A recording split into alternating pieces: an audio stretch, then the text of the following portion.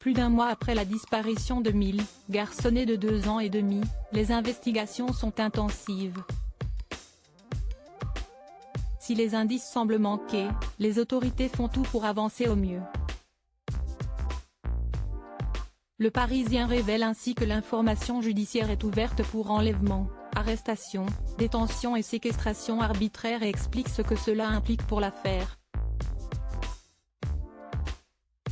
Cette affaire tient en haleine la France depuis le 8 juillet, date à laquelle un petit garçon prénommé Émile, 2 ans et demi, s'est volatilisé.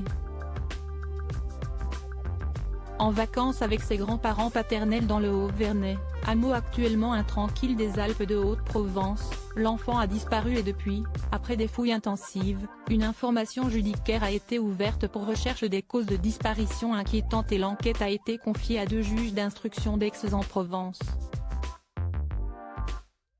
Une affaire complexe dont un élément très important vient d'être précisé, selon les informations du Parisien.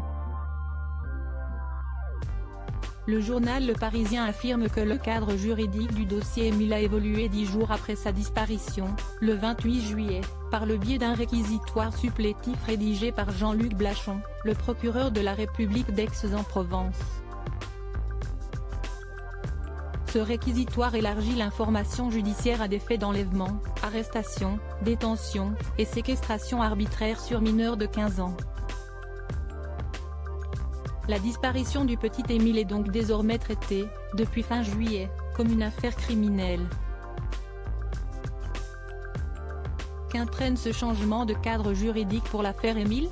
Pour autant, cette précision ne correspond pas à une découverte particulière, selon Jean-Luc Blachon, contacté par Le Parisien.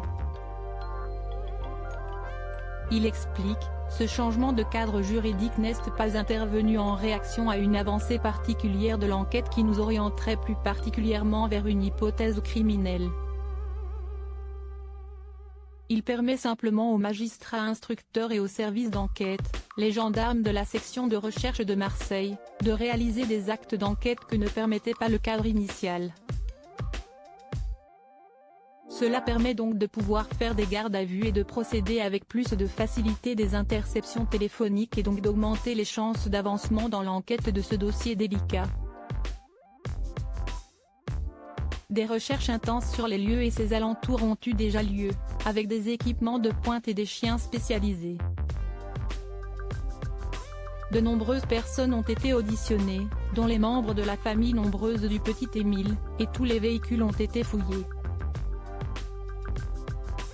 Pour l'heure, toutes les pistes restent explorées, l'acide comme le serial killer en font partie, et ses proches se rassemblent dans la foi pour affronter cette douloureuse épreuve.